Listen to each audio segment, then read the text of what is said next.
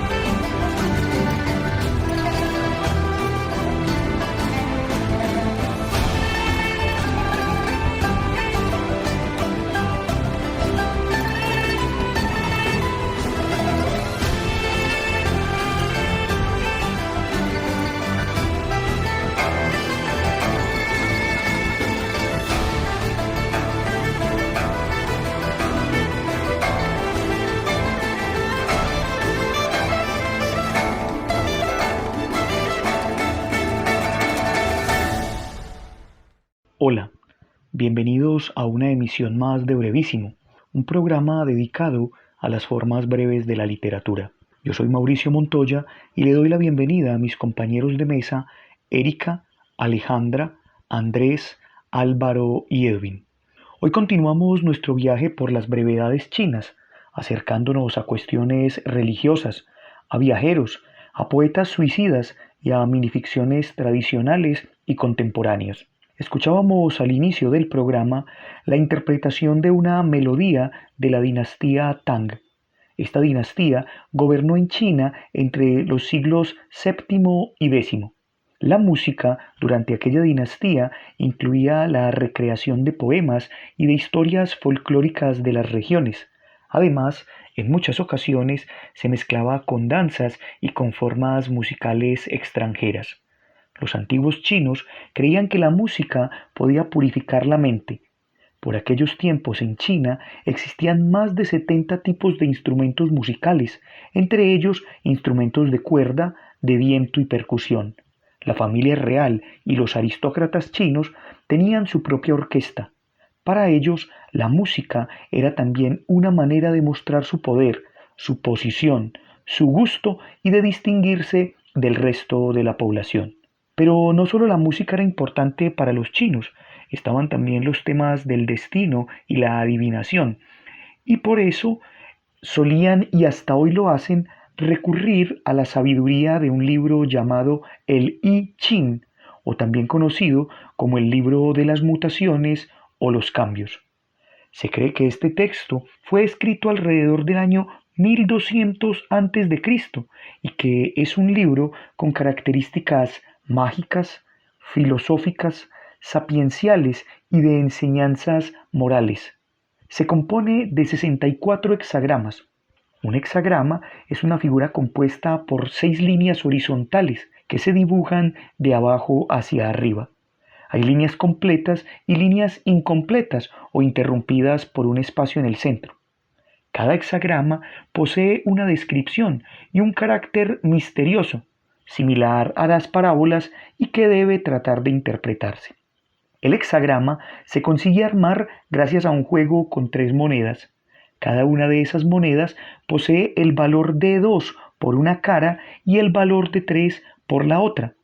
Las monedas son tiradas conjuntamente durante 6 oportunidades.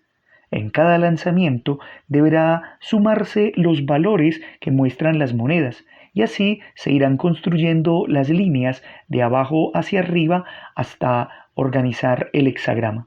Cuando la suma de los valores de las 3 monedas es impar, es decir, 7 o 9, se dibuja una línea completa, y si es par, es decir, 6 u 8, se dibujará una línea incompleta o partida.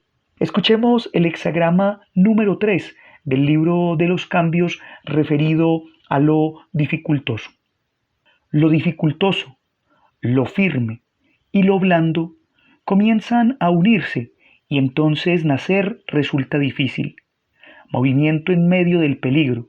Grande es la expansión y la firmeza. El movimiento del trueno y la lluvia es completo. La creación del universo es desordenada y tenebrosa. Es correcto establecer funcionarios y no quedarse tranquilo. Escuchemos ahora una interpretación de este hexagrama en voz de La sapiencia y los conocimientos del profesor Gustavo Andrés Rocco. Dice el profesor Rocco: con lo firme y lo blando se refiere este texto a los principios yin y yang que se unen por primera vez y acontece así el nacimiento. El movimiento es representación del trueno. El peligro es representación del agua. Con movimiento se elude el riesgo. En eso radica entonces lo que se refiere a la expansión y la firmeza. La dificultad es total, así como la creación del universo es desordenada. Por lo tanto, la tarea de organizarlo no depende de una sola persona.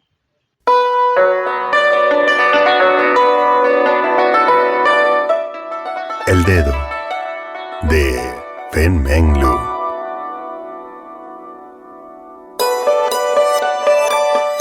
Un hombre pobre se encontró en su camino a un antiguo amigo. Este tenía un poder sobrenatural que le permitía hacer milagros. Como el hombre pobre se quejara de las dificultades de su vida, su amigo tocó con el dedo un ladrillo que de inmediato se convirtió en oro. Se lo ofreció al pobre, pero éste se lamentó de que eso era muy poco. El amigo tocó un león de piedra que se convirtió en un león de oro macizo y lo agregó al ladrillo de oro. El amigo insistió en que ambos regalos eran poca cosa. ¿Qué más deseas, pues?, le preguntó sorprendido el hacedor de prodigios. Quisiera tu dedo, contestó el otro.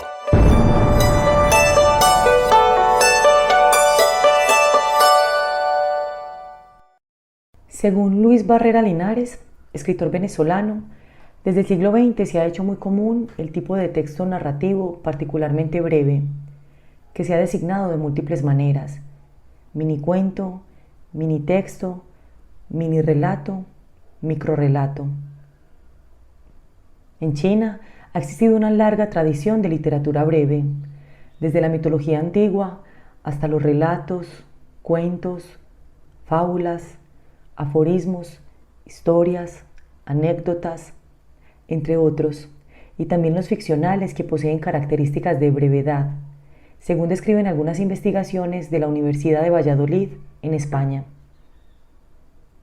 En el relato breve que acabamos de escuchar, podemos apreciar dos características fundamentales de este género: la brevedad y la narratividad, sumado a otra condición que ilustra el autor en su relato El dedo, un desenlace sorprendente en el cual la historia no se agota porque da lugar a múltiples interpretaciones por parte de los lectores.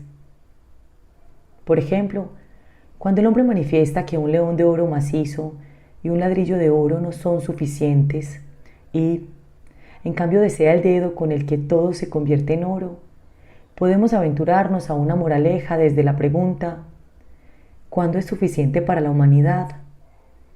O también a una crítica social frente a la ambición que caracteriza al mundo contemporáneo y la idea de dinero fácil, o quizás aproximarnos a un análisis de las tradiciones que circundan a cada cultura, en este caso a la cultura oriental, que se encuentra y se reconoce en imágenes de otras culturas a partir de la literatura. Cada uno de los caminos para dar continuidad a estos relatos los asume el lector desde su condición de sujeto discursivo. Siguiendo Bakhtin en la estética de la creación verbal, las palabras ajenas aportan su propia expresividad, su tono apreciativo que se asimila, se elabora, se reacentúa por nosotros. Ahora, los invitamos a escuchar y a pensar en lo que sugiere para ustedes el siguiente relato breve, El sueño de la mariposa. En esta narración, el título por sí mismo parece un enunciado como cualquier otro. Sin embargo, luego de leer la historia, nos sugiere una ambivalencia. Cuando el autor dice sueño de la mariposa, ¿quién sueña? ¿Chuang Tzu o la mariposa? En este punto encontramos una característica más de este género literario. La elección del título cobra importancia porque aporta sentido a la historia y la complementa, máxime cuando hablamos de la brevedad, donde el número de palabras se limita. Vamos a agudizar ahora nuestro sentido de la escucha para dar lugar al siguiente relato.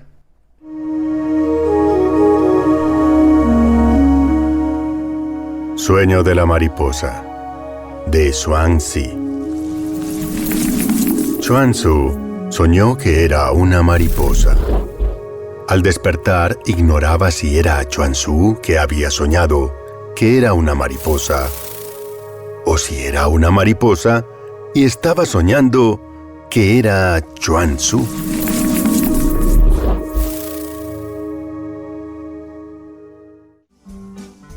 Usted está escuchando Brevísimo, un programa para gente de pocas palabras. Capítulo 162 del libro Los viajes de Marco Polo, donde se habla del culto de los idólatras. Los ídolos de Cathay y los de Manji y los de estas islas son todos semejantes. Estas islas tienen ídolos con cabeza de buey, otros con cabeza de cerdo, de cordero, de perro y otros variados. Algunos tienen cabezas de 4 caras, otros de 3, es decir, una normal y 2 a los costados, algunos 4 manos, otros 10 y otros 1000. Estos son los más venerados. Cuando los cristianos les preguntan por qué hacen así a sus ídolos, nuestros antepasados nos los legaron de esta manera, así lo dejaremos a nuestros hijos y a los que vendrán después de nosotros. Las patrañas de estos ídolos son tan curiosas y son obras del diablo que mejor es no escribirlas en este libro, porque sería piedra de escándalo para los cristianos, así que dejaremos a los ídolos y os contaremos otra cosa. Pero os diré, porque deseo que no lo ignoréis, cuando uno de los idólatras de estas islas secuestra a un hombre que no es amigo de ellos y éste no puede rescatarse por dinero, invita a sus amigos y congéneres a su casa, hace asesinar al hombre que ha caído en sus manos y se lo come, en compañía de sus parientes, pero antes lo hace preparar y guisar convenientemente y encuentran que es la mejor carne que darse puede. Escuchábamos en voz de nuestro compañero Álvaro Tangarife un apartado del libro de las maravillas, más conocido como Los viajes de Marco Polo, en el que el viajero hace referencia a las experiencias religiosas y de antropofagia que pudo observar en 2 territorios que visitó, Cathay y Mangi, ambos ubicados en zonas de la actual China. Recordemos que Polo fue uno de los muchos viajeros que recorrieron la ruta de la seda, recopilando historias que bien podrían reseñarse como ejercicios de cierta minificción o como crónicas, parecidas a las que escribirían luego los conquistadores que llegaron al nuevo continente. Al encontrarse con tradiciones, objetos, animales y plantas que por aquel entonces se desconocían. No olvidemos que según se cree, Polo fue miembro de la corte de Kublai Khan, nieto del mismísimo gran mongol Genghis Khan, y quien gobernaba desde Pekín, y quien sería el mismo que fundaría la dinastía Yuan, un poder extranjero en China entre los siglos XIII y XIV. Es por eso que el libro de Marco Polo trae muchas visiones sobre China que tal vez pueden ser producto de un extranjero y que desfiguran en algunos casos la grandeza y el esplendor de la historia de este pueblo, incluidas sus creencias religiosas. Recordemos también que en el primer encuentro de Kublai Khan con los Polo, el gran Khan pidió a los europeos que fueran hasta Roma y solicitaran al Papa emisarios religiosos para que llevaran y enseñaran el cristianismo a ese pueblo bárbaro del que él era rey, pero del que no procedía. Así lo relata Marco Polo en su texto. Hizo luego el gran señor preparar sus credenciales en turco y las dio a los dos hermanos y a su varón, y les encargó lo que debían decir de su parte al pontífice. Es menester que os diga lo que contenía el documento y la embajada que enviaba. Pedía que le enviara hasta 100 sabios de la cristiandad que supieran las 7 artes, que supieran discutir a los idólatras y a los gentiles que todos los ídolos que tenían en sus casas eran obras del diablo y que supieran probar por razonamiento que la ley cristiana es mejor que la de ellos. Además, encargó a los hermanos que trajeran aceite de la lámpara que alumbra el sepulcro de Dios nuestro Señor en Jerusalén. Pero vayamos ahora hacia la poesía y escuchemos a nuestro compañero Andrés Correa con una variedad de poetas chinos catalogados como suicidas. La filósofa argentina Diana Cohen nos comparte en su libro Por mano propia algunas razones a favor y en contra del suicidio. Entre las razones en contra se menciona el valor intrínseco de la vida humana, o que el suicidio sea un acto que contraría el instinto de autoconservación, o que el suicida tiene deberes hacia la sociedad o sus seres queridos, y por último, que el suicida se hunde en el peor de los vicios, la cobardía. Por otro lado, se defiende el suicidio como un acto de honor, de libertad individual y por el derecho a la autodeterminación. La tradición de la muerte voluntaria inaugurada por Confucio se transmitiría a través de la ceremonia del Bushido, código de conducta que desde el siglo XVII traza el camino del guerrero para consagrarse en su servicio, enfrentando la muerte con impasibilidad y abnegación. En nuestra cartografía china no pueden faltar algunos poetas suicidas ilustres, recopilados por el experto en poesía china Wilfredo Carrizales. El más famoso y prominente poeta chino, Qu Yuan, nacido en el año 340 a.C., fue el primer gran poeta en cometer suicidio, y aunque no lo hizo en su condición de creador de poesía, sino como protesta debido al aniquilamiento de su estado natal de Chu, su ejemplo ha perdurado hasta hoy, y el día que, según la tradición, se conmemora la fecha de su muerte por inmersión en el río Miluo, se celebra la festividad Duanwu, el día quinto del quinto mes lunar. Ese día se llevan a cabo en el sur de China competencias de barcas con cabezas de dragón. La muerte del poeta Qu Yuan se convirtió en un ideal mítico. De allí en adelante, los chinos tuvieron su primer suicidio legendario que conducía a alcanzar lo sublime, la escogencia de un valor moral o ético más allá de la vida. Podemos mencionar a famosos personajes que se suicidaron: Sue Yi, calígrafo y erudito, quien fue forzado a cometer suicidio después de que fue implicado en un complot para envenenar al nuevo emperador. El poeta Lu Shaolin se suicidó arrojándose a un río por no poder soportar los dolores reumáticos. El erudito, poeta y funcionario Sun Shensong cometió suicidio al fracasar su resistencia contra el ejército manchú. Lao She, novelista, dramaturgo y cronista, se suicidó en agosto de 1966, arrojándose a un lago en Pekín. Chen Mengya, poeta y erudito en huesos oraculares y oponente espiritual a la simplificación de los caracteres chinos, se ahorcó. San Mao, novelista y traductora, se suicidó colgándose en la habitación del hospital donde estaba recluida. Ya en contextos más contemporáneos, escuchemos cómo las nuevas generaciones chinas se relacionan con temas como el microrrelato.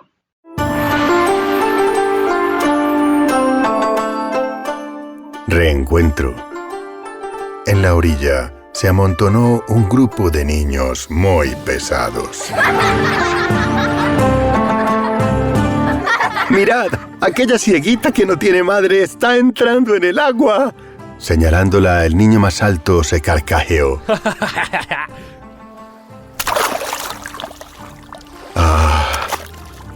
El agua del río en invierno es tan fría. Estoy envuelta por ella. Mis ojos están igualmente llenos de oscuridad, pero aquí es mejor que estar sola en la orilla. Voy a hundirme. Mamá, ellos están riéndose. ¿Celebran nuestro reencuentro?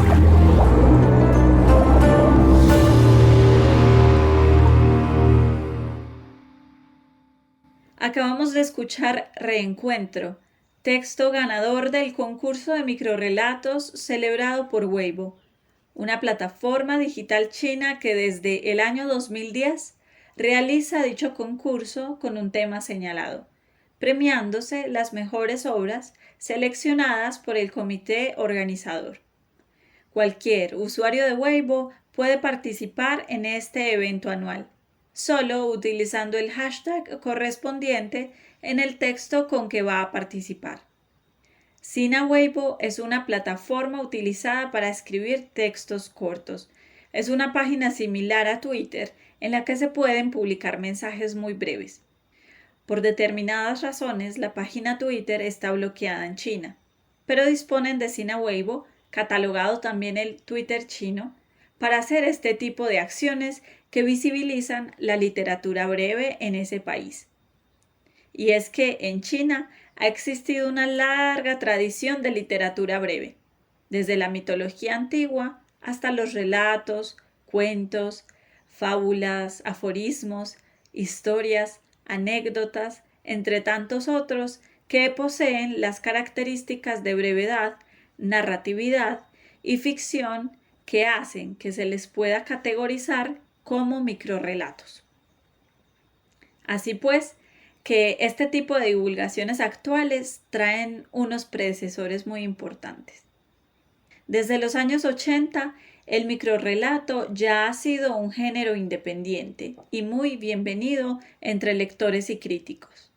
En una sociedad en la que cada día el ritmo de vida es más rápido, el microrrelato con extensión limitada atrae a muchos lectores por su novedad. Esa atracción tiene que ver también con el hecho de que al mismo tiempo los lectores prefieren leer un texto breve e interesante y los críticos lo valoran ya que pueden ver la tradición narrativa en solo unas líneas. En la actualidad, estas condiciones, sumadas a la influencia de las nuevas tecnologías y de las redes sociales, tenemos este tipo de concursos y la apuesta por la literatura breve. Como lo vemos en el siguiente texto ambientado en voz de nuestro compañero Edwin Solórzano, Regalo, un microrrelato ganador en el concurso ya mencionado. Regalo. Para celebrar su primer cumpleaños, después de romper la relación, ella vendió todos los regalos de él. Con este dinero fue a una pastelería, reservando una gran tarta de 4 niveles y 100 velas blancas. En el día de su cumpleaños, le envió la tarta y una carta con letras rojas. Te deseo mucha soledad y que vivas hasta los 100 años.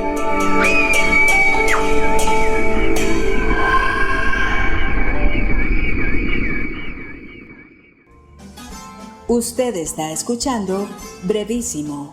Lo bueno, si breve, 2 veces bueno.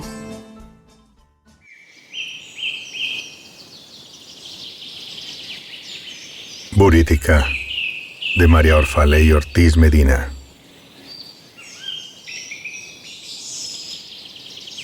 Dicen que el cacique observó aquel detalle antes de tomar una decisión.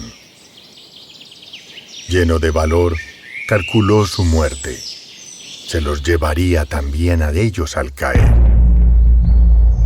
Se arrojó por el precipicio, seguro de que así salvaría a su pueblo de la destrucción y protegería el Dorado. Ignoró el presagio de la anciana.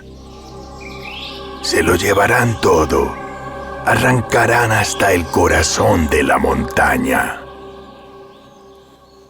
Colgando de un tronco, el casi héroe vio a sus dioses irrespetados, su cuerpo en pedazos y el horror de su gente. Fue solo una visión en los ojos de uno de sus verdugos que con cara de triunfo tiraba de la cuerda para subirlo, mientras el resto del grupo reía.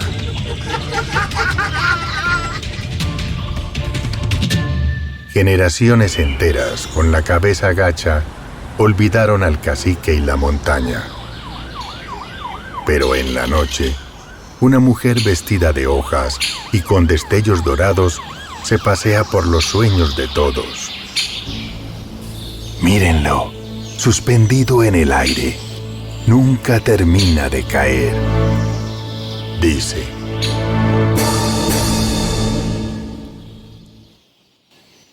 Escuchábamos en voz de Edwin Solórzano un cuento enviado por una de nuestras oyentes. Los invitamos a ustedes también para que nos envíen sus textos de máximo 1 minuto de duración en audio o de 200 palabras como máximo en caso de que prefieran enviarlo escrito, los cuales podrán ser leídos en nuestros próximos programas. Pueden escribirnos a nuestro correo brevísimo2020@gmail.com y visitarnos en nuestras plataformas de Facebook, YouTube e Instagram, Brevísimo 2020. Con esto entonces terminamos nuestro programa del día de hoy. Agradezco a quienes me acompañaron en la mesa. Un agradecimiento especial a Edwin Solórzano, quien desde el estudio de Voces Alas, Volamos tu Imaginación, nos aportó con una serie de relatos ambientados. Pueden escuchar los trabajos de Edwin en el podcast Al Aire, Crónicas, Cuentos y Relatos. Agradecemos a la Universidad Nacional por este espacio que nos brinda, a Jorge Benjumea en el máster y a ustedes los esperamos para una nueva emisión de Brevísimo. Hasta pronto. Brevísimo, un programa radial dedicado al relato corto, letras, autores y viajes que nos hacen soñar en pocas palabras.